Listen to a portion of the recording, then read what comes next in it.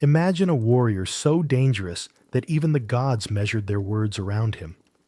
Imagine speed that turned dust to light, a cry that scattered ranks, a blade that made princes hesitate. And then imagine it ending not with a thunderbolt, not with a siege engine, but with a single arrow, a small whisper of wood and feather finding a thumbprint of skin the river didn't bless. Achilles. The name is a drum, and yet the story turns on a tender place no armor reached. You know this already, in a way. We still call our secret weaknesses an Achilles heel, even while we lace up running shoes, read glowing headlines, and tell ourselves we've outgrown myth.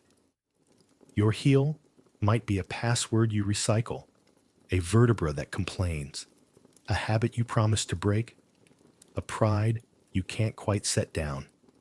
In boardrooms, in kitchens, on night drives along wide American highways, we carry our brilliance and our soft spots together, like a shield with a hairline seam only visible when the light hits just so.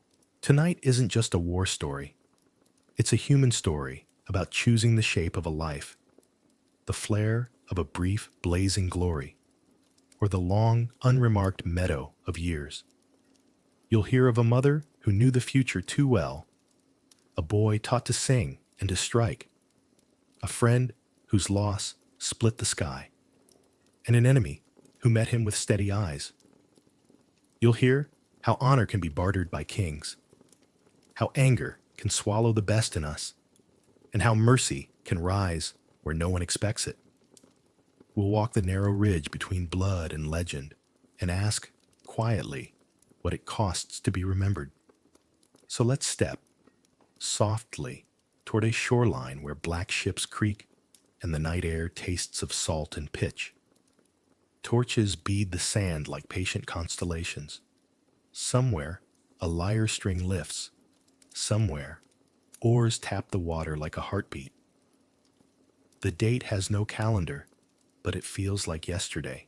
The bronze will catch a low fire.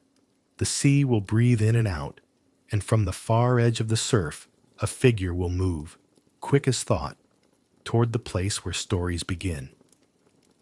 His name travels ahead of him, like wind across grass. Achilles. The Aegean arrives first as a scent, bright salt and cool iron, a thin line of brine that rides the air before the waves are even heard. Then come other notes, layered and lived in, pitch warming on hulls, time bruised under sandals, smoke from a low fire where barley bread darkens patiently. Heat stands in the stones. The cliffs hold it like memory. Touch the rock, and it answers with stored sunlight, rough and grainy, while the shaded faces of temples keep a different season. Marble so cool it quiets the skin, as if the stone were listening. Morning slips across the water in long gold bands. Far off, black ships tilt and settle, their prows carved like watching eyes. Oars lift and fall with a hollow rhythm, wood into water, water into wake, until the sound becomes a heartbeat the shoreline learns by heart. Gulls write white sentences above the surf and then erase them. Along the strand, nets steam under the sun, smelling of saltweed and fish scales, while a boy shakes them out and the lead sinkers tick against the sand like small bells. Follow the sound inland, and the world gathers detail. In an olive grove, the leaves show two colors at once, green in shadow, silver where the breeze turns them, and the wind speaks in a quiet language of paper and silk. The trunks are older than anyone can remember. Each one holds a twist of thunder in its wood. A donkey's hooves scuff the path. Somewhere a clay jar knocks softly against another jar, and the note is resonant. Amphora talking to amphora. Markets begin with voices. Women bargain for figs, warmed by their own sugar. A fisherman lays out gleaming mackerel as if arranging a procession. A potter's wheel hums as his hands lift a bowl from the turning earth. The air is sweet with the sourness of wine and the honest tang of sweat. Bronze sings when it meets bronze. A smith lifts his hammer, and the anvil replies, clear and bright as struck light. In a doorway, a loom keeps time, thrum and pull, while a spindle fattens with wool the color of cloud. The ground is a mosaic of sandals. Leather rubs the skin in a way that is not pain but presence, a reminder that the foot and the road are partners. Temples wait above the noise. Their columns rise like trunks of a white forest.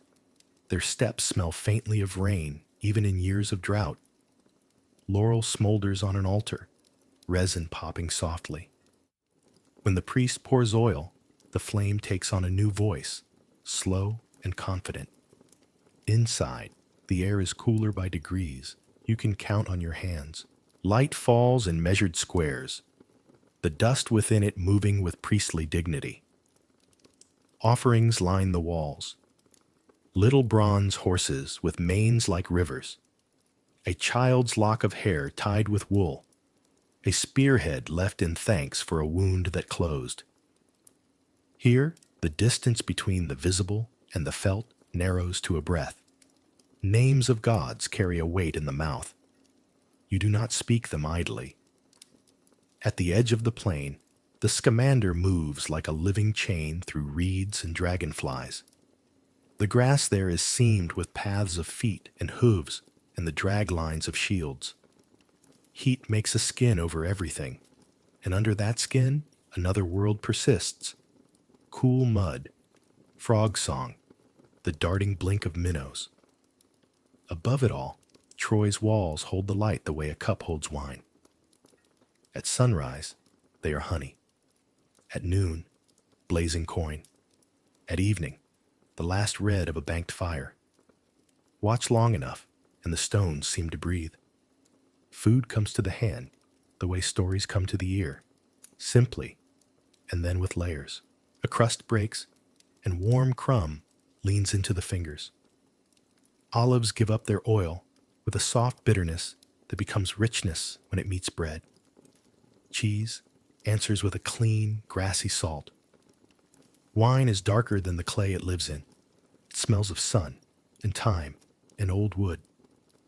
A knife slides through a fig, and the air around it sweetens. A brazier hums. Someone turns a skewer. Fat hisses. Smoke climbs, carrying thyme and lamb toward the hilltop gods. People eat standing, sitting, laughing, with a hand stretched to a friend's shoulder. The gestures do not age. A sip and a pause, a bite and a thought. By the sea again, bronze lies on blankets, mirror bright where it has been polished, dull where fingers have not reached. Lift a shield, and the weight surprises.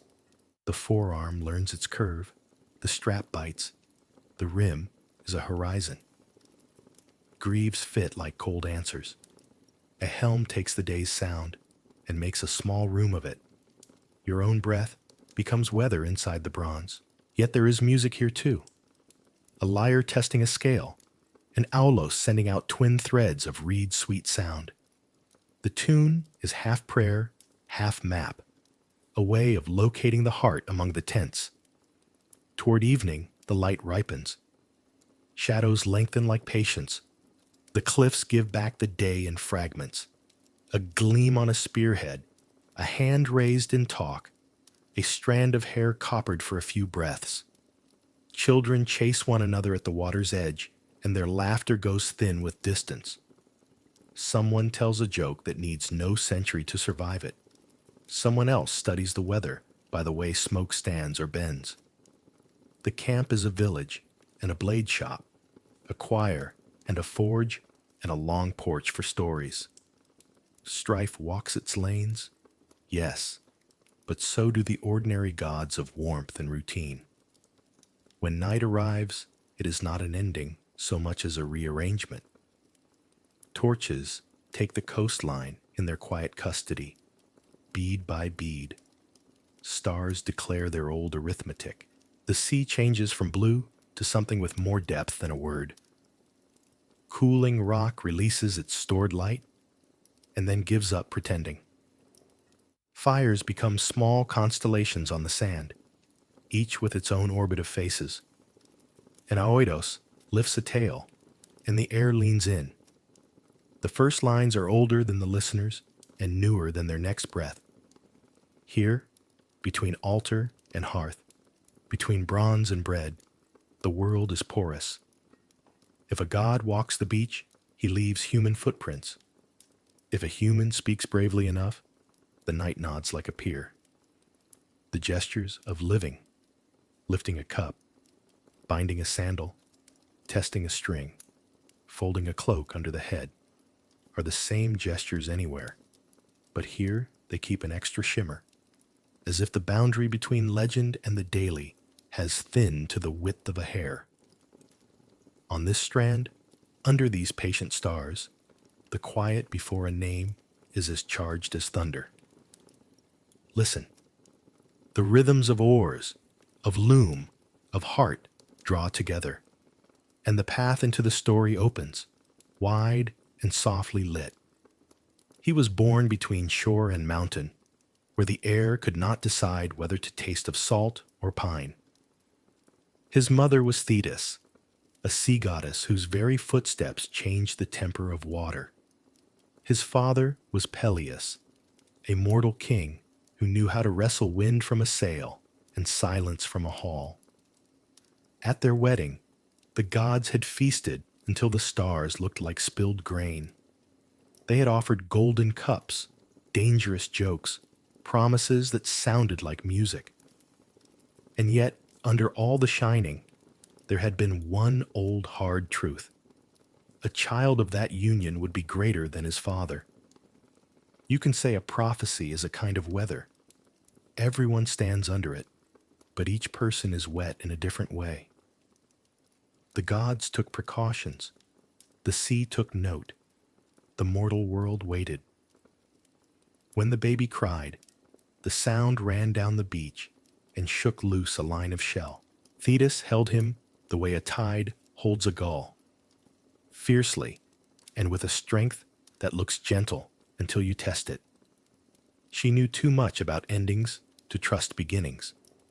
In some tellings, she burned away his mortal parts with sacred flame and anointed the rest with ambrosia, working like a careful smith. In others, the one our story keeps, she carried him to the Black River, whose current forgets nothing and lets nothing pass unchanged. The banks were slick with reeds. The water hissed in a voice that remembered the first storms. She did not ask permission. Gods rarely do. She dipped the child as if returning him to an element, and the river clung to him with invisible armor, save for the small place where her fingers pinched his heel, a human pinch, tender and practical. When she lifted him out, he shivered the way steel shivers when pulled from quench. The world leaned closer. The name chosen for him found its weight. Achilles. Peleus, for his part, met fatherhood the way he had met battles, with discipline and small rituals. He named the mornings by their chores and the evenings by their stories. He walked the perimeters of rooms before sleep, a habit from old campaigns. If Thetis was ocean and suddenness, Peleus was shoreline, the place where movement admits shape. He loved the boy in the way mortal men love what will outlast them, with a complicated, honest mixture of pride and fear. He knew, because the world had already told him, that he had fathered more than an heir. He had helped usher in a question. For a time, the baby was just a baby. He smelled of milk and olive oil. He dreamed with his whole face. He clutched fingers with the grave seriousness that only infants and kings possess. Then came days of swift growth, his body learning itself with appetite, his feet finding the ground with an eagerness that made nurses laugh and then gasp. When he ran as if distance were merely a misunderstanding between two places. He did not yet know about glory. He knew only the exultation of being fast, the clean geometry of motion, and the music a lyre could make when he plucked it with sticky hands. It was decided, by reasons that were part tradition, part anxiety, part the tacit agreement that the mighty must be taught by the more than mortal, that Achilles would be raised for a time by Chiron. The journey to Mount Pelion took a day and most of a night. The air thinned. Pines held the light so carefully that afternoons seemed longer than elsewhere. Chiron, who was a centaur and not merely a man with a horse's body, but a thinker with a patient soul, greeted them without ceremony and with perfect attention.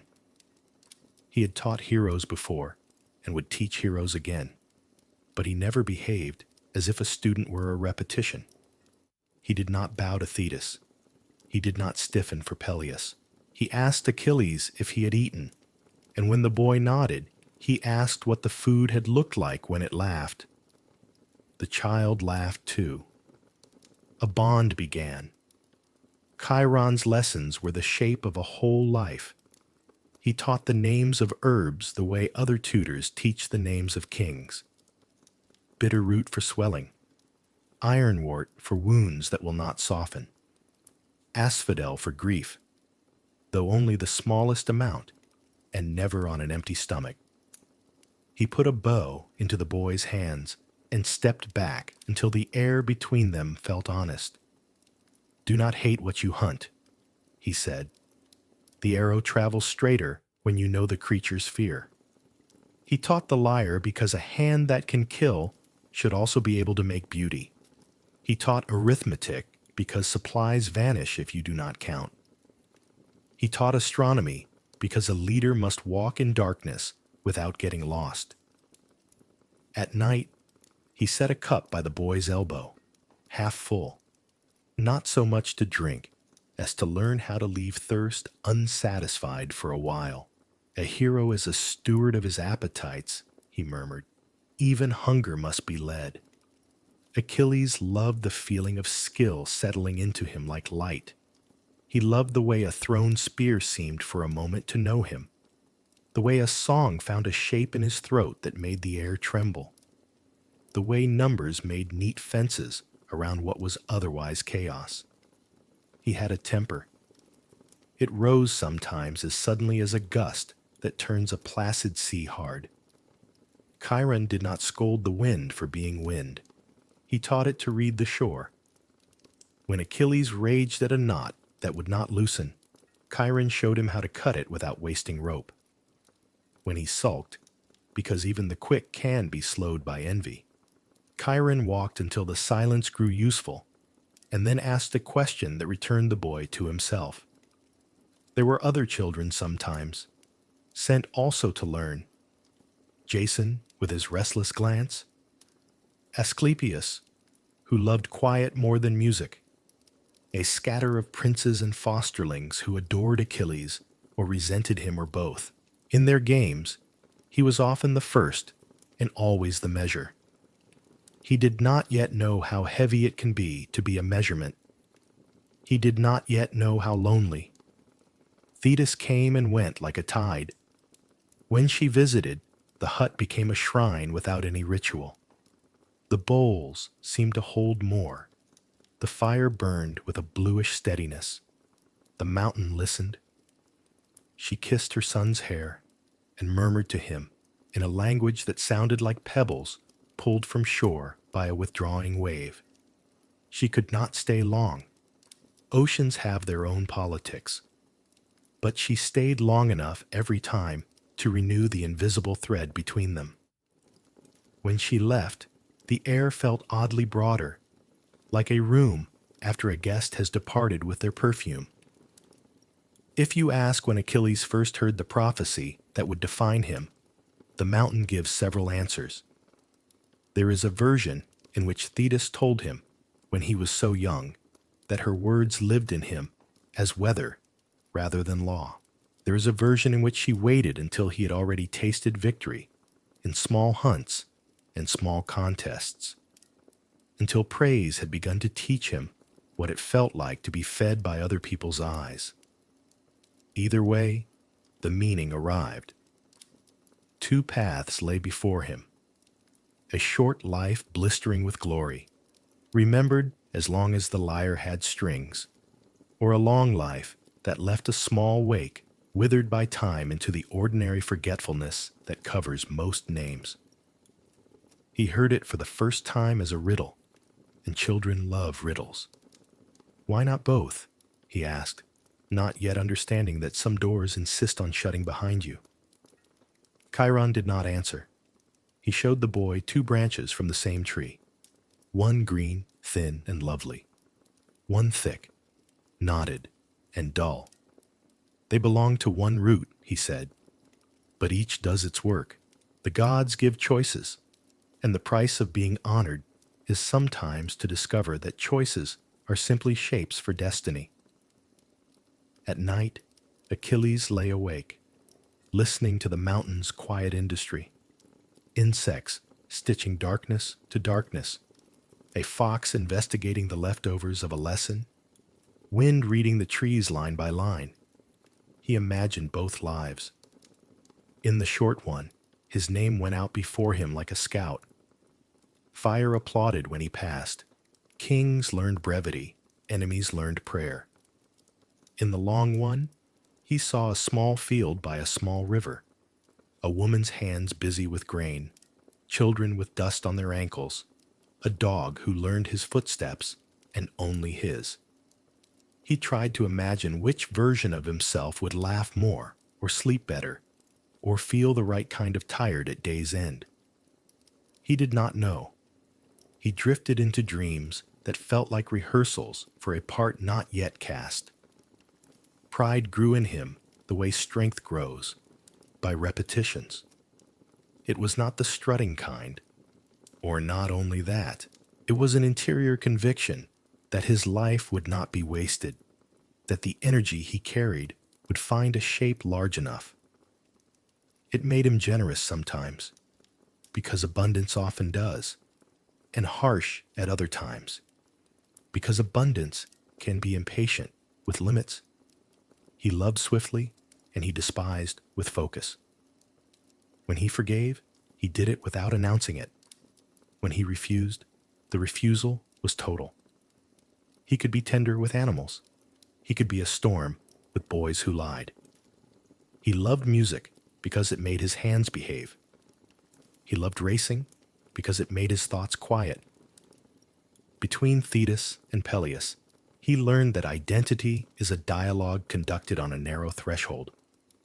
From Thetis, he inherited a sense that the world was permeable, that you could walk into the sea and come back carrying news from a deeper grammar. From Peleus, he took the discipline of mornings, the respect for tools, the understanding that meat must be cut across the grain. The goddess in him made him certain. The mortal in him made him alert. Uncertainty entered through the heel, small, human, embarrassingly practical. He wrapped that heel in leather, in linen, in bravado. He pretended it did not exist. Like all of us, he learned early the art of not looking directly at the thing that frightens you most. There were days when he wanted to live in the small field by the small river forever. Chiron had shown him how to tell by scent when rain would arrive. He had learned the language of dogs. He had cured a gash with a paste that smelled of honey and smoke. He pictured himself as the sort of man who knows the names of his trees and the habits of his neighbors, who breaks bread in the same house year after year after year until the doorframe darkens with touch. And there were other days when a heat rose in him that could not be fed by such fare. He needed distance to prove itself. He needed the resistance of other lives to show him the boundaries of his own. Glory, to him, was not only praise. It was the moment when purpose and power meet in a sound so clean it could cut silk. Thetis watched all of this with a mother's ferocity and a goddess's dread. She had seen too many bright things end in ash. She had negotiated with too many oracles not to suspect their stubbornness. She tried 1,000 small magics of postponement, new tasks, new teachers, new geographies. She hid him once, if the truth may borrow from other tellings, among the daughters of a distant king, dressing him in quiet and calling it safety. But desire has its own nose for destiny. Achilles learned that even in a borrowed dress, speed is still speed. That even in a quiet court, the hand will reach for a spear by reflex when a trumpet speaks. The disguise peeled away like a festival ribbon after the feast. He returned to Pelion, carrying a lesson that would travel with him. You can costume the body, but the nature underneath will still insist on its color. One afternoon, Chiron set 2 shadows in front of him. The centaur stood so that the sun pinned their shapes against the rock. "Look," he said.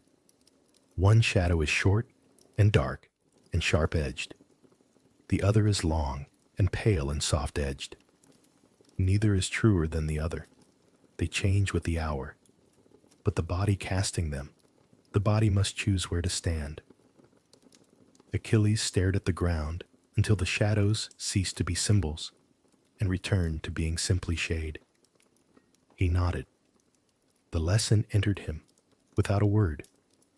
He learned how to speak to men so that they wanted to stand in line and count themselves lucky to do it. He learned how to speak to women so that their eyes warmed and their advice drifted toward him like useful birds. He learned silence too, how to let a decision ripen on the tongue until it was sweet and strong, how to choose not to pursue a quarrel past the bend where it becomes a cliff. And yet the old heat remained. He did not want to be ordinary. The lyre did not cure that. The mountain did not cure that.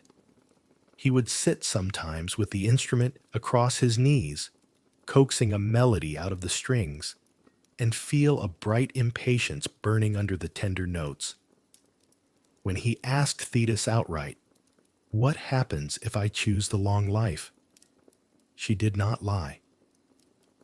"You will be loved by a few," she said, "and forgotten by the many. You will live to see your son's children, perhaps to teach a boy how to cast a net, and a girl how to censure a careless god under her breath. You will learn the shape of years as they fold neatly. You will be a good man, and your name will wear down like a step everyone uses. And if I choose the other, you will be sung," she said, "sung while there are throats and strings. You will meet the end early, and in a place where your blood will steam on foreign ground. You will die. There is no bargain strong enough to change that, but the song will make a room for you in the living world." He listened as one listens to weather moving in. No one chooses once. We choose over and over, daily, and call it one decision because it points in the same direction. Achilles began to aim himself. He woke earlier than he needed to. He practiced after the others had gone to laugh. He polished the bronze until he could see the beginning of his own face. He kept the lyre near because he was not willing to become only one thing. He spoke gently to a stable boy whose father had beaten him. He knocked down a bully with a hard economy that impressed even Chiron. He was already practicing the contradictions that would later haunt him. He could be tenderer than most men and more severe, more capable of pity and more terrible in anger, more interested in the truth than in peace, and yet, sometimes, capable of a mercy no law prescribed. If you had met him on a cool morning near Pelion, you might not have known you were speaking to the hinge of a generation. He would have asked your name and remembered it, He would have noticed the way your sandals were tied and offered a better knot. He would have asked to try your knife, not to belittle it, but to learn the weight.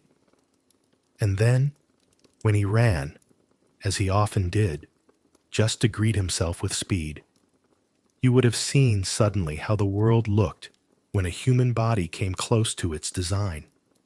There are people whose presence makes time walk rather than run. Achilles made time sprint to keep up. The mountain finally admitted what everyone knew. A boy had become a man. A student had become a force. The prophecy did not shout. It waited. Fate does not need volume. It needs only your silence at the right moment and your yes at the next. When messengers began at last to move along the coasts with stories of a stolen queen and ships mustering and oaths remembered, Achilles felt inside himself the old riddle waking as if from a nap. He tuned his lyre. He oiled the bow. He bound his heel carefully without looking at it. In the space between breaths, he tasted both lives again, the field by the river, the name in the mouth of a singer, and found, not certainty, but alignment. Pride, yes. Passion, yes. And inside them, an argument between his mother's element and his father's rules that would never fully end. That, then, is the young man we carry forward, born of a goddess and a king, hardened by a river that allows no excuses, softened by music, taught by a patient creature who understood rage and refused to flatter it, a mind drawn equally to mercy and to magnitude, a body tuned to speed, a heart aware, if not resigned, to the small, unbeautiful place where mortality holds on. He will choose, again and again, to be himself as fully as he can manage, and in doing so, he will make of himself a story. But for now, the mountain holds him, and the sea remembers him, and in the quiet, before summoning, he stands like a blade in its scabbard, bright, restrained, and listening. The world that formed Achilles prized three things above all others: honor, time, fame in song, kleos, and the visible craft of excellence, arete. These were not abstract ornaments hung on a life after the living was done. They were the currency by which men measured themselves, the way households arranged their loyalties, the reason ships were built and oaths remembered. A man's honor lived partly inside him, as steadiness, courage, skill, and partly outside him, in the eyes and mouths of others. Gifts proved it, prizes displayed it, songs sealed it. To be honored was to be given your portion openly, at the feast and in the field, and to have your name burn a little brighter each time a cup was raised. This honor moved along well-worn paths.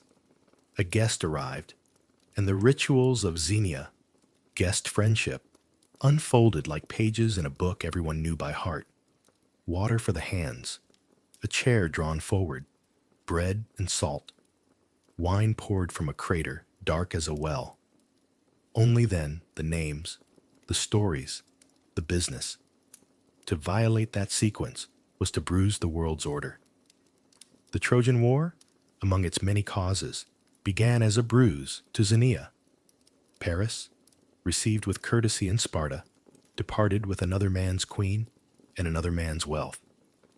It was a theft, yes, but also a fracture in the shared grammar of trust.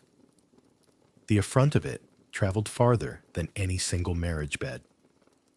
Across the Aegean, a different story hummed beside it, the old oath of Tyndareus, in which the suitors of Helen had sworn to protect the choice she made. That oath, clever and binding, turned a private wound into a coalition. Kings remembered promises. Ships were pitched. The sea learned the shape of long oar lines. Greek leadership itself was a braid. Kings who ruled by consent as much as by blood. councils of elder fighters who weighed outcomes like merchants, and heralds who moved among them with scepters that were less weapons than sentences you could hold. Seers read the air for the will of gods.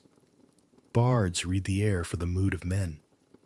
Authority had to be performed in public, with trophies and words and the generosity of distribution. A basileus took the largest share, but he earned it by giving again. Horses to a rival to turn him into an ally. Bronze to a follower to make courage appear inevitable. Meat and wine to remind everyone that the leader's prosperity flowed outward. Armies reflected their households. Warriors gathered under their own captains, bound by affection and obligation, each contingent a little nation with its own habits. The Myrmidons clustered around Achilles like iron around a magnet, men who had learned to trust speed and to keep pace with it. Ajax led men who thought of themselves as shield and wall. Diomedes, men who liked to test luck as if it were a tree they could shake fruit from. Odysseus, men trained by patience and surprise. Between them, heralds carried terms, and cooks carried stew pots, and smiths kept the edges of the world honest. The camp was a city at low tide, lanes braided from tent ropes, and the narrow rivers of spilled water. A marketplace of rumor where news could be weighed by whether a messenger walked or ran. On feast days, a bull lowed. Garlands were mapped onto horns, and the smoke of sacrifice climbed like a column into the thought of the gods. Weapons were not only tools, they were biographies. A spear knew a man's reach. A shield knew his posture. Helmets carried crests, like sentences finished with care. To win a prize in battle, armor, a finely wrought cup, a captured horse, was to wear your story on your body. Prizes were geras, tokens of honor, and to take a man's prize was to subtract from his standing the way a stone removed from an arch subtracts from the arch. There is a reason the quarrel between Agamemnon and Achilles begins with a woman taken and given and taken again. Briseis was more than a person in that economy. She was a symbol, a vessel of time, the visible proof of Achilles' worth, recognized by all. When Agamemnon claimed her, he was not merely satisfying appetite. He was asserting hierarchy, staking the argument that a king's crown outweighs another man's excellence. Before that quarrel, there was a plague. A priest of Apollo, Chryses, had come to redeem his daughter, Chryseis, with ransom gifts heavy enough to bend a table. Agamemnon's refusal was not only harsh, it was a crack in the code of courtesy that held the camp together. Apollo's answer arrived as heat and fever and uncountable ash. Achilles, the quickest tongue as well as the quickest blade, called the assembly, challenged the king to return the girl, and offered his own prize to salve the king's pride. The logic was clear, the remedy elegant, and yet the remedy left Agamemnon poorer in public than he could bear. Power exposed to view in this world was power compelled to posture. And so the king reached for the nearby symbol that could refill his measure. He announced he would take Briseis from Achilles. The words landed like a thrown stone. Here is the social engine in miniature. Achilles' honor, accumulated by risk and ratified by distribution, meets Agamemnon's authority, accumulated by title and ratified by command. The clash was not only between two men, but between two principles that the Greeks did not know how to separate: the rule of the best and the rule of the highest. What do you owe a leader who has not earned your admiration? What do you owe a brilliant fighter who embarrasses your crown? The camp held its breath. Odysseus stood where air gathers around a hinge and weighed phrases like coin. Nestor, old and well lubricated with wisdom, poured out paragraphs as if words themselves could soothe the tendons of conflict. But words cannot unspill the visible. Briseis walked from one tent to another, and Achilles' hands emptied in a way everyone could see. What did it mean that he withdrew? In a culture of honor, refusal is an act as loud as attack. Achilles retired to his ships and let victories become thinner, as if he had stopped salting the meat of war. He was not merely sulking, he was making a case. If he fought, he argued, he should be honored. If he was not honored, he would not make other men's songs for them. The Greeks learned what any coalition learns when the brightest engine stalls. Morale sours. Courage becomes a credit extended reluctantly, and even good plans limp. The Trojans pressed. Their prince Hector, one of those men who make virtue look sturdy rather than shiny, brought discipline to bear, and the war tilted. The Greek camp, once a geometry of confidence, began to look like a temporary thing. Patroclus stood somewhere between the public and the private meanings of all this. He was Achilles' friend. Some say companion, some say lover, some say the word that needs no category, because anyone who has ever needed a single person more than he needed applause recognizes the outline. Patroclus belonged to Achilles in a way that did not diminish him. He helped Achilles wear greatness without letting it gall. Where Achilles burned, Patroclus warmed. He listened with the interest of a man who has nothing to gain. He had his own skill, swift and serious, and his own conscience, which bent toward mercy. When wounded men groaned by the waterline, he made poultices, set bones, learned the voices of pain so he could answer them precisely. If Achilles represented the glamour of Arete, Patroclus represented its housekeeping, the kindness that keeps power from turning against itself. Odysseus moved through this landscape as a different kind of noble. Where Achilles' excellence was visible, Odysseus's mastery was of invisibles, timing, implication, the way a silence can do work. He had found Achilles once before, if the old tale is permitted, the boy hidden among women to escape the hook of fate. And he had coaxed him into his name with the sound of iron over music. In the camp, Odysseus brokered and balanced. He spoke to Agamemnon in the language of outcome, to Achilles in the language of worth, to the rank and file in the language of food and home. When the Greeks sent an embassy to Achilles' tent to ask him back, Odysseus carried the weight of the argument like a carefully arranged tray.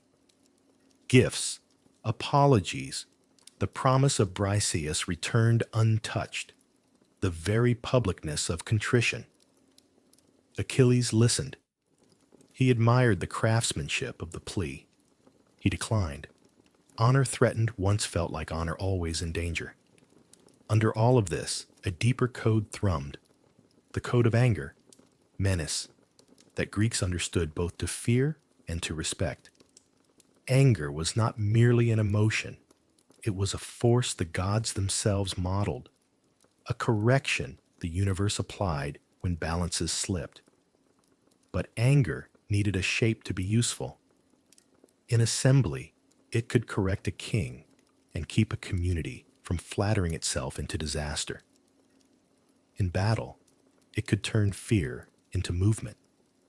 In a man's heart, it could preserve dignity. The danger came when anger ceased to be an instrument and became a climate. Achilles' withdrawal changed the weather. Men who might have died beneath his spear died elsewhere. Men who might have lived under his shield met the open air. Anger here becomes policy, and policy becomes fate. The war itself, 10 years compressed by memory into a handful of necessary episodes, was less a constant blaze than a long series of calibrations. raids for timber and grain, parley days with measured speeches, the delicate choreography of truce and its breaking, funerals with games that made grief look like a form of art. The armies were not faceless crowds, but networks. Heralds knew whom to trust with which message. Cooks knew which captains liked their bread more charred. Armorers knew which warriors split spear shafts at the same vulnerable knot. Women within the camp, captives, companions, the indispensable makers of meals and menders of cloth, carried news along their own channels, and sometimes the most accurate report of the day emerged from a tent where a loom hummed, and three voices compared what men had said when they believed they were not being overheard. On the Trojan walls, another society made its case. Priam's dignity, Hecuba's composure, Hector's measured courage, Andromache's exact knowledge of what wars do to homes. Greeks and Trojans were mirrors with slightly different frames. To kill Hector would be to puncture not only a defense line, but a theory of civic goodness. Achilles knew this, even before grief lit him from within. He understood that some enemies can be honored because they honor what you honor, even if their banners are differently dyed. The social structure of the armies extended even into the gods, who mapped themselves onto human factions with embarrassing clarity. Athena liked clever men and clean plans. Hera liked legitimacy and the idea of primacy dressed in pearls. Apollo liked order violated, avenged by precision. Thetis liked her son, and anyone who remembered that sea mothers hear everything.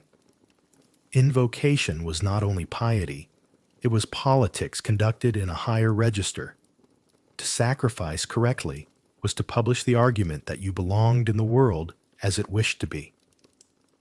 All of this explains why Achilles' anger mattered as more than a mood. He was, to his culture, an axis around which other instruments oriented. If he found honor damaged beyond repair, then the ledger by which men kept themselves honest lost a column. When Patroclus finally borrowed his armor, not to steal his friend's glory, but to save the camp from the slow leak of courage, he was appealing not only to Achilles' pity, but to the economy of reputation itself. Let the Trojans think Achilles had returned. Let the Greeks feel the old weather, even briefly, and remember how to breathe in it. That decision, born of loyalty and practicality, would reset every balance. Before that crest, the social picture is worth holding in a slower light. Feasts punctuated fear with human shapes. Meat carved carefully so status could be tasted. Cups passed to the right with compliments rehearsed for generations. Lyres making stories tactile so you could almost feel a hero's scar beneath your fingers. Quarrels were managed by old men whose voices carried patience into young blood. Evenings were places where war took off its helm and became a problem of logistics. Mothers were remembered aloud, and fathers, and the shapes of fields men hoped to see again. A boy polished his captain's greaves. A captain remembered a boy's name. Sleep never belonged to one person alone. Tents held sighs and mutters that braided between pallets like small river paths. Within this, the trio of relationships that frame Achilles' social world came to define the war's meaning. With Agamemnon, a test of whether authority can restrain itself enough to keep the admiration it needs. With Odysseus, a proof that mind and force are not rivals, but two good tools best held by the same hand, or at least by hands that can share a table. With Patroclus, the revelation that greatness is not a solo, and that the person who steadies your heart may be the one by whom history most accurately names you. So the code stands: honor as portion, glory as afterlife and sound, excellence as labor done daily under watchful eyes. When Achilles burns, he burns inside that code, not outside it. His rage is the exact fury of a man whose place in the world, carefully constructed by deeds, reinforced by gifts, sung by professionals, has been publicly mishandled by a leader who mistakes rank for worth. His refusal is the grammar of protest available to him. His eventual return will be the grammar of justice sharpened by loss. Around him, the camp breathes in a rhythm older than any war. Eat, argue, plan, fear, remember, hope. And over the surf, beyond torches stitched to the shore, Troy's walls keep catching and releasing the day, reminding everyone that the contest is not merely for a woman, or a prize, or a line in a song, but for the shape of a world in which power bows to honor, and honor bows, at last, to something like mercy.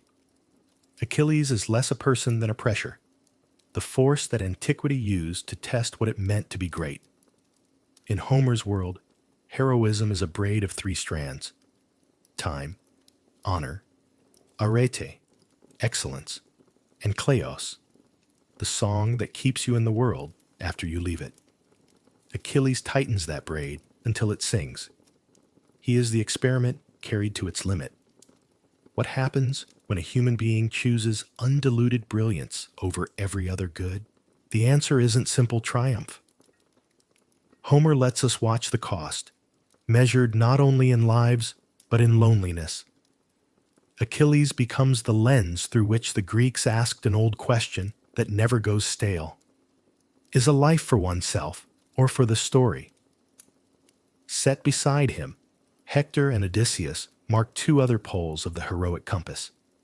Hector is duty's warm geometry: husband, father, citizen, the kind of courage that wears a human face and worries about the fabric of the city even as he straps on bronze. When he lifts his child and removes his helmet so the boy won't cry, the poem teaches that valor can bow to tenderness without breaking.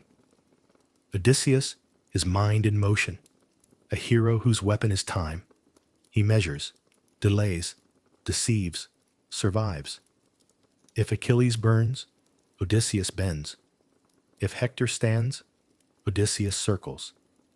If Achilles asks to be remembered, Hector asks for Troy to endure.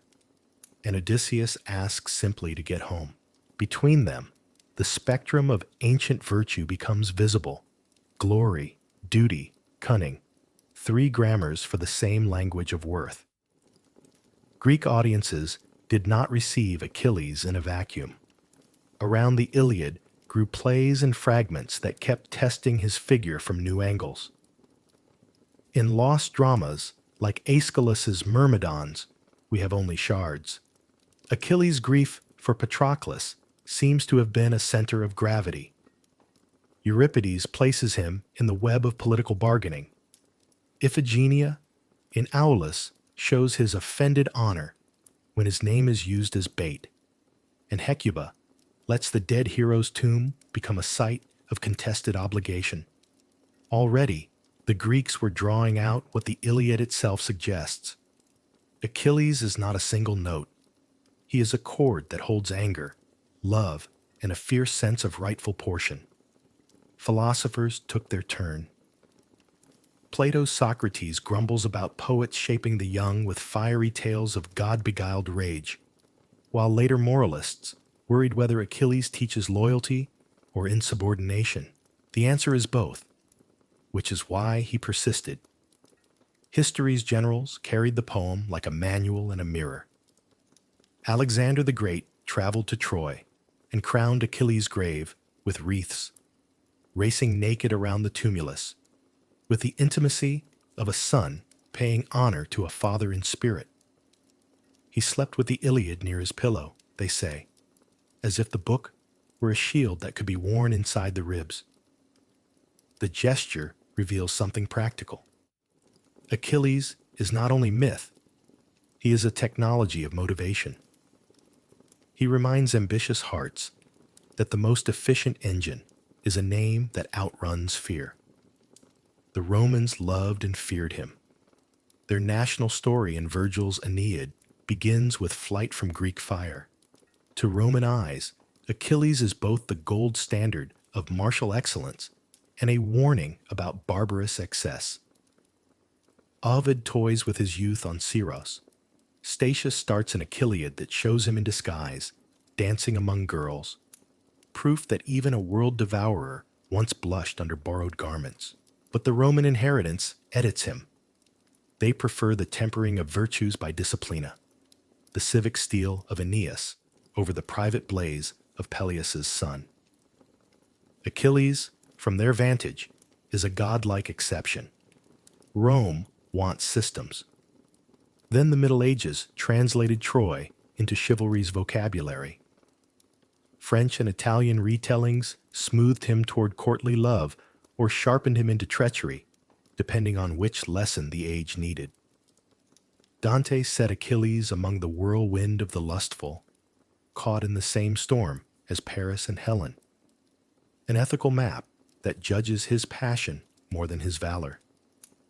The details drift from Homer, but the function remains. Achilles is a measuring stick. Each era holds him up to its light to see whether greatness still looks like a spear in sunlight or more like loyalty kept for decades. Renaissance England found fresh uses. Chapman's Homer made him thunder in English. Shakespeare, in Troilus and Cressida, darkened the sheen, painting Achilles as a sulker, a politician of vanity, and finally a man who kills Hector by ambush with his myrmidons, a deliberate unpolishing of ancient glamour. The play isn't a history of events. It's a commentary on the marketplace where honor is bought, sold, and staged. Achilles becomes a critique of spectacle, fame without fairness, reputation divorced from virtue. That Shakespeare could do this without erasing the hero's magnetism shows how large the figure is. You can diminish his dignity and still not reduce his gravity. Modernity has argued with Achilles rather than merely repeating him. Translators updated his voice. Pope with coupleted polish. Later poets with sparer music and sharper grief. W. Arge Auden's The Shield of Achilles replaced Homer's teeming images with a bleak parade of modern violence, as if to say, glory looked from afar may conceal an assembly line of despair. Cavafy imagined the hero's divine horses raging and weeping, giving a voice to the bystanders of war who still feel the pull of the glorious. Derek Walcott's Omeros carried the story to the Caribbean, renaming Achilles Achille, a fisherman whose wars are wages and weather, proof that the form of the tale can migrate without losing its temperature. Each of these revisions tends a paradox Homer already planted. We are moved by radiance, and we are warned by it. And then there is the phrase that walked out of the poem and took up residence in daily speech, an Achilles' heel. The world kept the whole biography, but borrowed the detail it needed most. The metaphor does quiet work everywhere. Engineers invoke it when a flawless machine fails at a single point. Cybersecurity teams use it for the forgotten patch in an otherwise armored system. Investors mean the overexposed position in a diversified portfolio. Leaders mean the unguarded habit that can sink a career. Athletes know it in the tendon that bears the hero's name, the stubborn cord that can sideline a season. The power of the idiom is not only in the image, but in its ethics. It teaches that strength does not cancel weakness, it coexists with it. The wiser response isn't to deny fragility, but to design life around it. Redundancy, humility, friendship, practices that protect the soft place. As a cultural emblem, Achilles thus operates on two frequencies. On one, he is the rocket flare of single-minded excellence, uncompromised, impatient with mediocrity, a public proof that human capacity can border the divine. On the other, he is a parable about thresholds, the limits of pride, the need for mediation, the moment when anger ceases to guard dignity and begins to waste it. Homer's audacity was to make the greatest fighter the poem's most teachable soul. After Patroclus falls and Achilles' rage has done its terrible work, the knight softens him enough to receive Priam. In that tent, with bread passed between mortal enemies and tears counted like equals, the poem teaches the lesson that later ages will call humanism. The recognition that even the most sung of man is bound by the common laws of grief. Generations kept that scene because it feels like a more difficult victory than any duel, the triumph of mercy over momentum. Comparisons sharpen the point. Hector's fame rests on rightness lived without fanfare.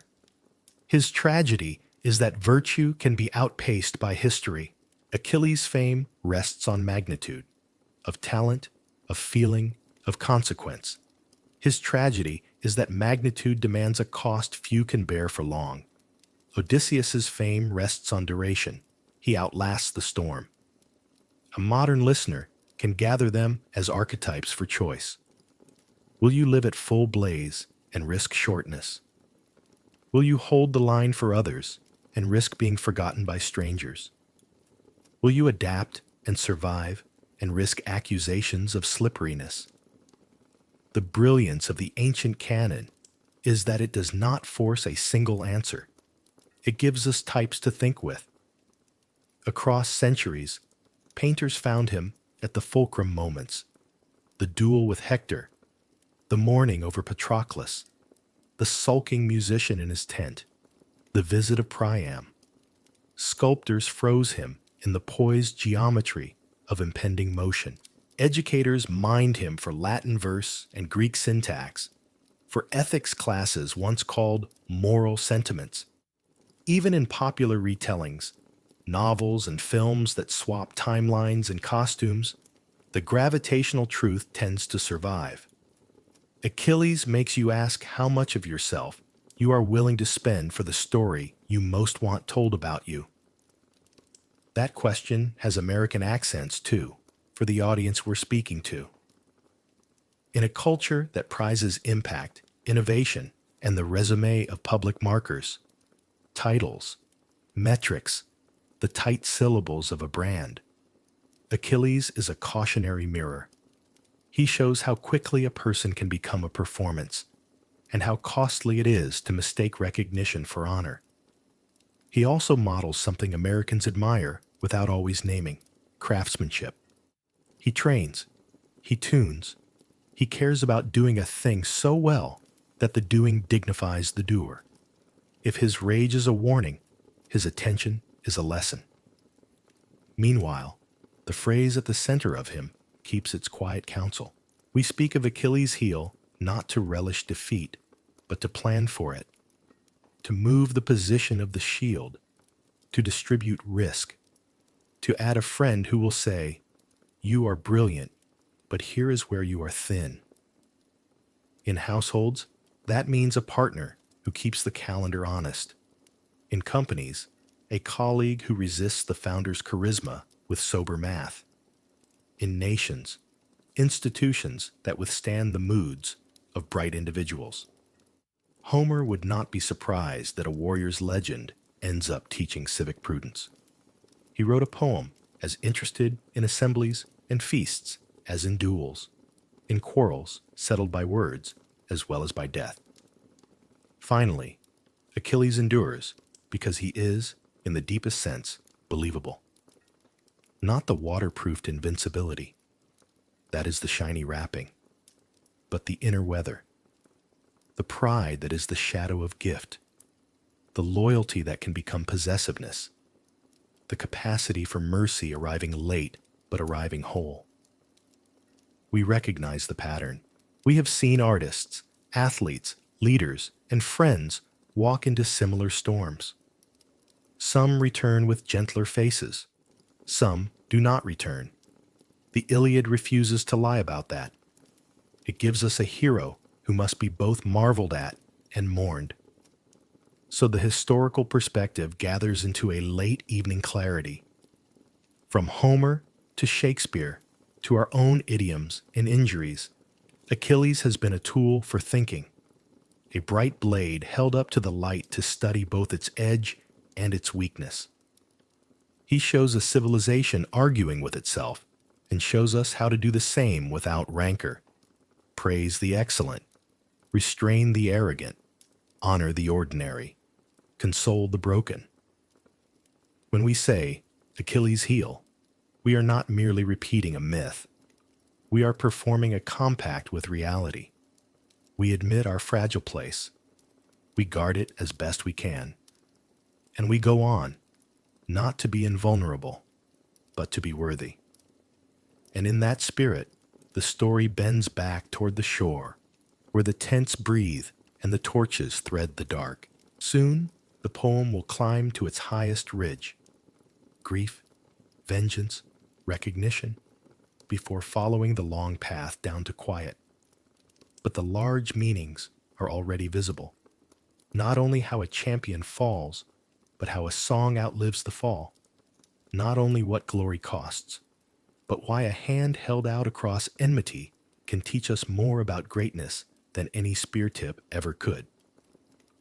It begins with a borrowed brightness. Patroclus, unable to watch the camp erode any longer under Trojan pressure and Greek pride, asks to wear Achilles' armor. He does not want the fame.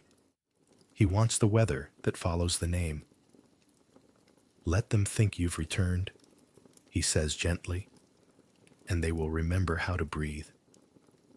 Achilles hesitates where friendship and policy blur into one another. He loves Patroclus with the kind of love that makes the world feel held together. He also loves his wounded honor. In the end, he yields, as if handing over a flame cupped in both hands. Drive them from the ships, he says, and then come back. The sea wind lifts as Patroclus steps into the bronze that has learned Achilles' shape. The Myrmidons shout at the sight. The Trojans flinch at the illusion. For a while, the plan works. The press at the hulls loosens, fire hisses into smoke, courage has a smell, and the camp smells of it again, sharp, clean, metallic as rain on hot stone. But momentum has its own intoxication. Patroclus, lit by borrowed glory, pushes past the point agreed. The plain opens before him like a promise he cannot refuse. The gods, who dislike when mortals forget their scale, arrange a correction. Apollo strikes, not with thunder, but with that disorienting touch that makes a warrior feel suddenly unfastened in his own body. A spear finds him. Hector's spear. The world narrows to a friend's name on the ground. Word travels the way fire travels through dry grass, fast, unarguable, merciless. When it finds Achilles, it does not stop at his ears. It goes to his knees. The greatest runner in the world cannot cross the distance between what was and what is. A sound comes out of him that men remember later without words. The kind of sound that loosens straps and makes even enemies lower their eyes. He does not reach for a weapon first. He reaches for the air, as if it were a garment he could tear. The sea hears him. Thetis hears him. She rises from the water with hands that still smell of salt and lullabies, and he tells her simply, Patroclus. The name breaks in the middle like a plank under weight. She knows what must come. Mothers know the arithmetic of grief. If you go out to take revenge, she says, you will not come back for long. He nods. The bargain was always there. It merely steps into the light. For a hero like Achilles, decisions are not new paths, but the same path walked to the end. Thetis goes to Hephaestus, who forges a new suit of armor that is less protection than cosmology, a shield where cities, seasons, dancers, and harvesters work in bright silence. When Achilles lifts it, he feels the world he is supposed to defend pressing coolly against his arm. He returns to the field a different weather. Trojans who had learned to stand suddenly remember errands behind walls. The Greeks, who had been measuring the distance to home with their eyes, stop counting. Achilles moves like a solved equation. The poem gives him a sequence of brilliant violences, enough to remind us why men once believed the divine could move through human sinew. But the brightness has a core of night. His purpose has condensed to a single point: Hector. When they face each other, the plain tightens. Hector knows exactly what kind of man he is and what kind of man he is not. He has the courage of the household, the memory of his child's weight, the knowledge that his city's breath runs through him. He tries to bargain for the ritual dignity of the loser's body, as if fairness could be agreed upon while the gods are still watching. Achilles refuses. His voice is like a doorbolt. They run first, 3 circles of the city, history watching from the parapets, and then they stop running. Bronze speaks to bronze. The strike lands where it must. Hector falls, and the dust rises in a small, unimportant cloud that will still smell of sunlight tomorrow. What Achilles does next is a lesson in what grief can become when it burns too purely. He pierces Hector's ankles, lashes the body to his chariot, and drags him around the walls. Dust takes the prince's face. Stones learn the weight of a hero they once applauded. Priam and Hecuba stretch their hands and cannot reach far enough. Andromache faints into a future already narrower. The Greeks cheer, and then do not cheer. Even those who love Achilles feel the air go thin around him. Triumph without proportion begins to taste like metal on the tongue. Night comes and does not cool him. For days, he refuses proper rites for Hector, circling the tomb of Patroclus and teaching the earth his fury. He eats little. He sleeps between gusts of memory. He speaks to Patroclus as if the dead can be kept awake by love. The gods start to murmur. Apollo protests the ruin of a good man's corpse. Zeus listens. Even Thetis, who would defend her son against the sea itself, cannot defend this. She brings him food he does not want and counsel he does not welcome. Rage is a poor listener. And then another weather changes. Hermes, the polite god of thresholds, guides an old man through the dangerous dark. Priam comes in secret to the Greek camp. Past sentries who blink and do not quite understand why their hands forget to close on spear shafts. He is a king wearing the face of every father who ever learned what the world can take. He enters Achilles' tent without ceremony and kneels, not like a supplicant who pretends equality, but like a man who knows exactly what he is doing and why. He takes Achilles' hands. He kisses them, the hands that killed his son, and he says the sentence that moves mountains: "Remember your father." It is not an argument. It is a translation. The word enemy becomes briefly, gorgeously inaccurate. Achilles looks down and sees not Priam, not Trojan, but the shape of grief that fits his own.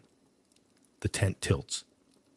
The brightness inside him that had burned so fiercely finds, for the first time since Patroclus fell, a place to put itself down. He weeps. Priam weeps. Their tears are not the same, but they keep time together. The food set out for ransom becomes a meal. Bread passes between hands that were made to crush. Meat is sliced with care. Water is poured as if it were wine. Even the servants attend to the moment with the reverence of people who sense that something larger than victory is happening. Words come back into the world. Achilles promises a truce long enough for proper mourning. He orders the body washed, oiled, dressed, dignity restored where rage had unmade it. He forbids any Greek to gloat or mock. The Myrmidons, learning decency from their captain as quickly as they had learned speed, obey without stiffness. When Hector is carried out on a litter, the torches look less like instruments of war and more like candles held at a vigil. Priam, who had entered on the edge of annihilation, leaves with a heavier sorrow and a lighter heart. The gods, watching, approve the correction. Justice ripened into mercy. What changes here is not history's outcome. Troy still stands for now.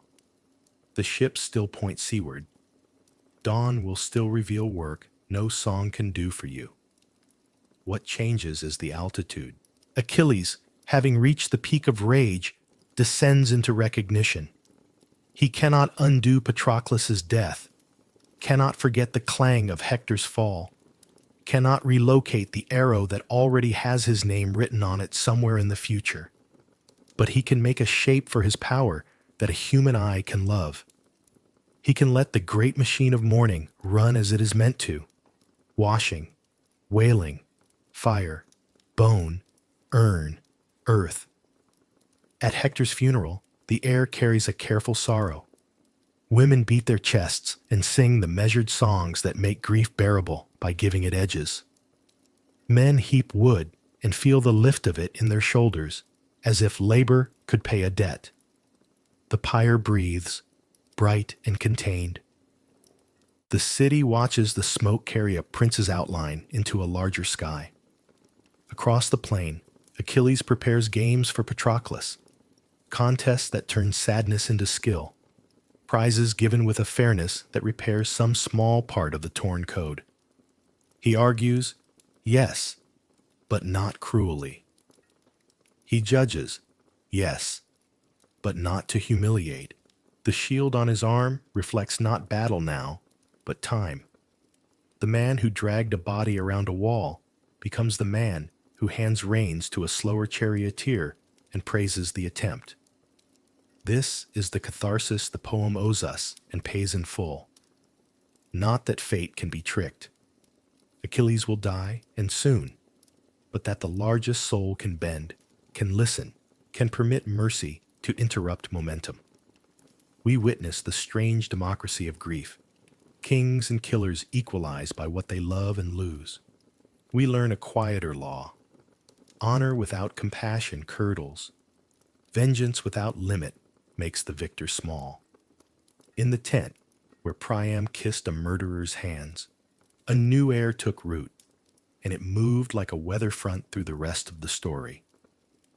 When Achilles returns to his own dead, he is gentler with himself. He speaks to Patroclus in the tone of a man who has finally said the hardest sentence and survived it. Goodbye. He cuts his hair and lays it with the ashes. A soft payment from the living to the memory of the beloved. He imagines, only briefly, the small field by the small river he will not see.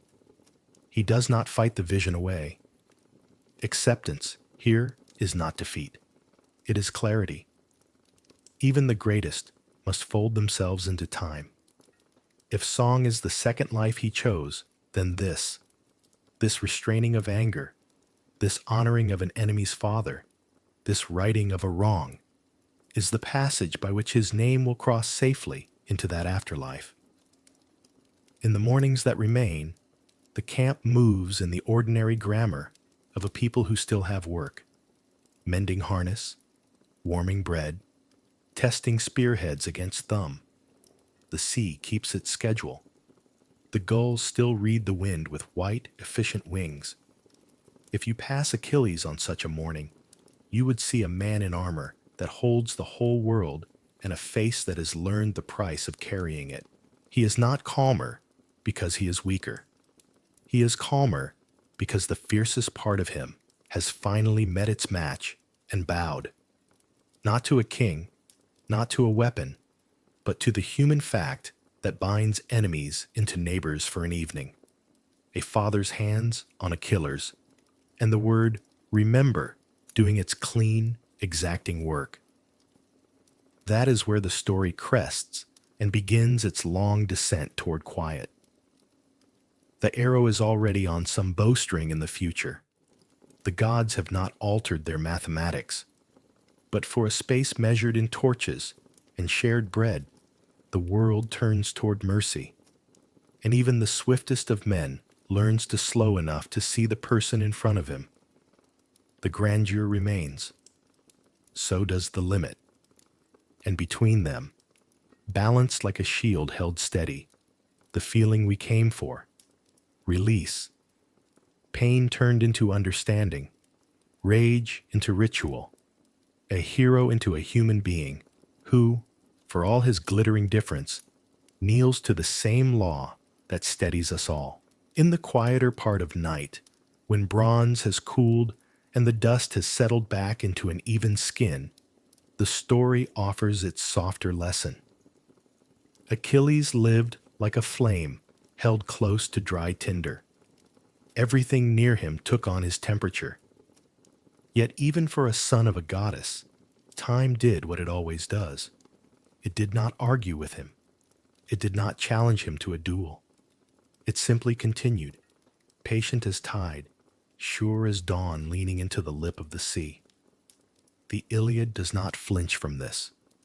It lets us see a truth older than any camp or city. Nothing, not skill, not beauty, not rage, not love, outruns time. We can shine within it. We cannot step outside it. Achilles chose the shape of his hours with clarity that still startles. He did not stumble into fame. He consented to it. He knew what the choice required, and once chosen, he lived it without apology. There is a dignity in that, a kind of seriousness that refuses to pretend costs are imaginary. And there is also a tenderness at the edges, a son who listens, finally, to a father's name, a friend who keeps speaking to his dead in case words can still do work on the other side, a fighter who learns, late but whole, that honor without mercy reduces the very thing it tries to protect. Time came for him as it comes for us, not as an enemy with a face, but as the change that turns this into that, early into late, the promised into the remembered. From that height, the view widens. Heroes change their costumes across centuries, but the dilemma keeps its pulse. Glory or quiet, impact or peace, the sharp burn or the long glow. The Greeks gave the choice names: Kleos for the song that will be sung, Nostos for the home to which one returns, and then placed them on either side of a single road. We still walk that road, however modern our sandals. Some of us step into careers that ask for speed and spectacle, measuring worth by the echo it leaves in other people's mouths. Some of us tend gardens and classrooms and households, sowing value into places where a singer may never pass. Most of us travel back and forth, learning that life is a negotiation more than a verdict, a braided cord rather than a straight line. The old story does not despise either answer. It shows us the dangers of both, the vanity that can rot glory from within, the smallness that can creep into a life lived only for safety, and then presses us toward a wiser middle, excellence tempered by kindness, ambition checked by listening, strength paired with the humility to admit where it thins. Achilles teaches this not by lecture, but by living it late. He drags a body, and the world recoils. He lifts an old man's hands, and the world breathes again. The lesson comes as weather, a storm that passes, a clearing that remains. Think of how this sounds in the American evening, where lights stipple the map and windows make small theaters of family and solitude. Somewhere a trophy case glints. Somewhere a baby's sock goes missing. Somewhere a monitor in an ICU ticks its metronome of care.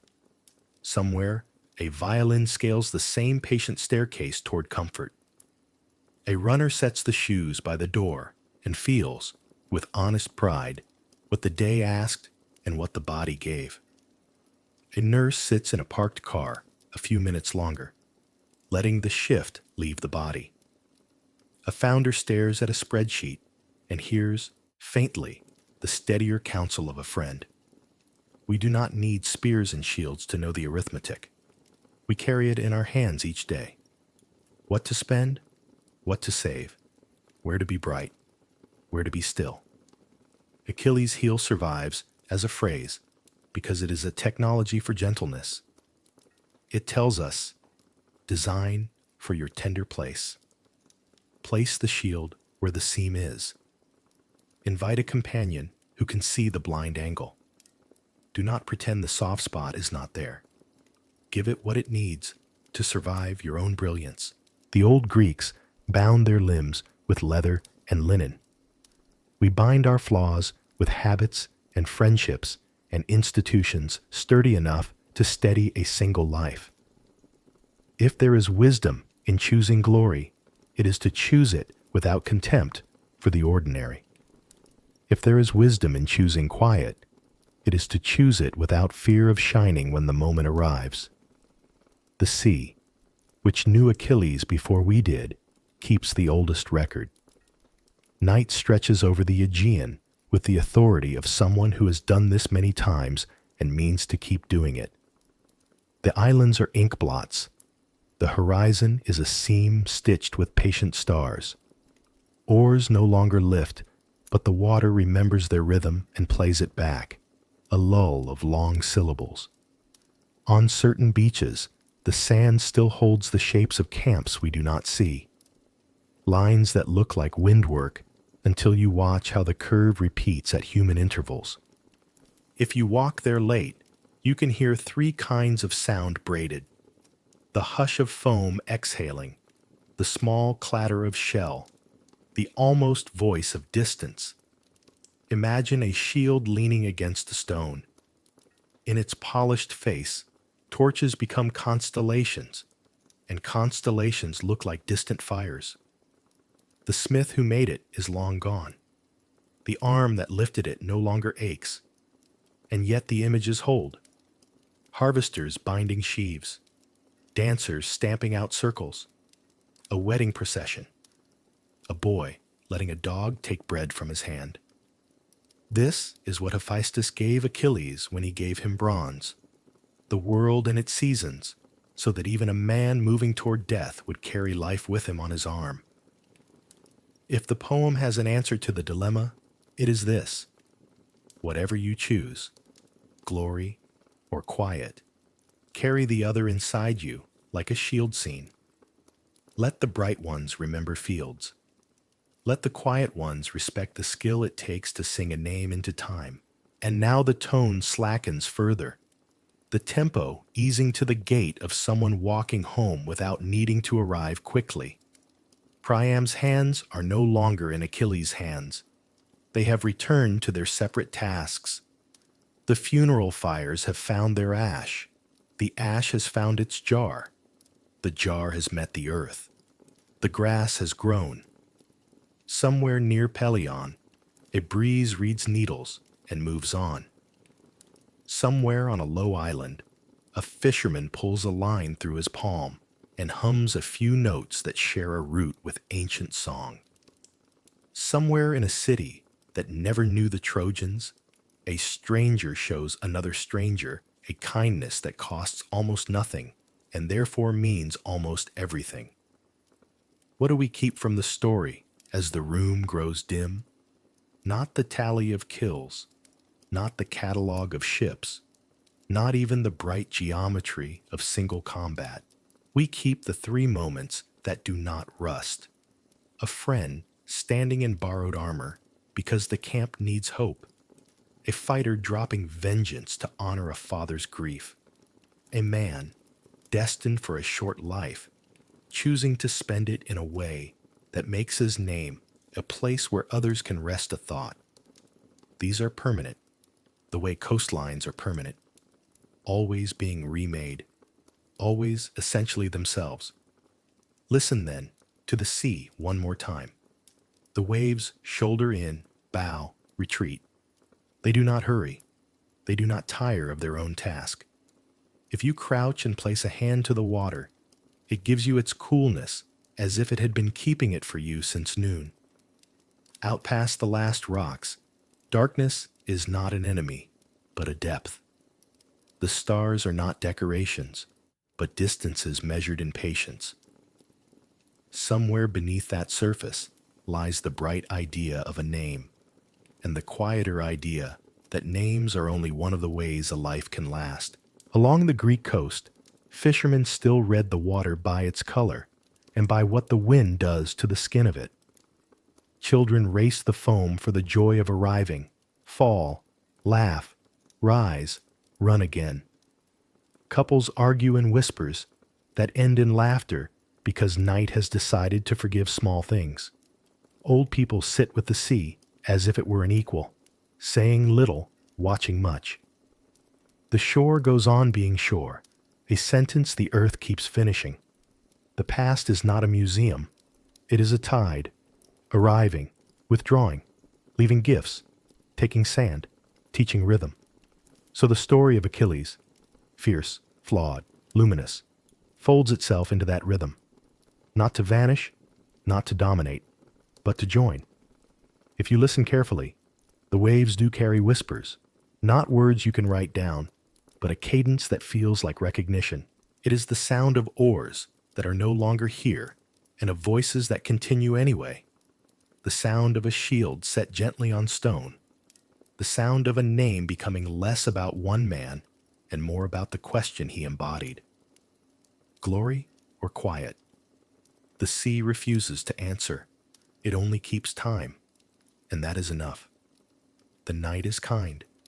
The torches along the mine's shoreline burn low. Bronze becomes shadow. Shadow becomes sleep for the world, though not because anyone told it to. What remains is what always remains when a great story has done its work. A deeper breath, a calmer gaze, a willingness to walk tomorrow with a fraction more mercy in the step. The Aegean breathes again.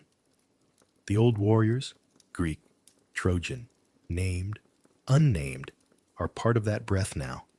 Their courage thinned into music. The waves lift and lay it down. Lift and lay it down, carrying forward a soft, enduring truth. Even the swiftest are held by time, and being held can be beautiful. We return at last to the small place that outlived the legend, the heel. Not the thunder of his stride, not the blaze of his name in other men's mouths, but the thumbprint of ordinary flesh where a mother held her child. It is a quiet symbol, almost domestic, and that is why it endures. In the map of Achilles, the heel is the tiny country that refused conquest, the soft square of earth inside a vast empire of bronze. We remember it because we recognize it. We have our own, the habit we can't unlearn, the corner of pride that won't bend, the seam that needs a friend's steady hand to guard. The song of Achilles is bright, but the echo that reaches us across centuries is this: greatness is not the absence of weakness, only the art of living honestly beside it. The shore darkens. Torches thin along the strand, like stars deciding to rest. Ships are only ideas now, their ribs sketched by memory. The sea keeps speaking in its patient grammar, lift and lay, lift and lay. And the air has that clean, evening clarity that makes even old stories seem newly true. We have watched a boy choose, a man rage, a friend fall, a father beg, and a hero kneel. We have watched mercy arrive and take a chair at a table where it was not expected. The arc has done its work. The noise has folded itself into meaning. So it ends simply. The fastest of warriors slows. He does not escape his fate. He meets it with the composure of someone who has already learned the larger law.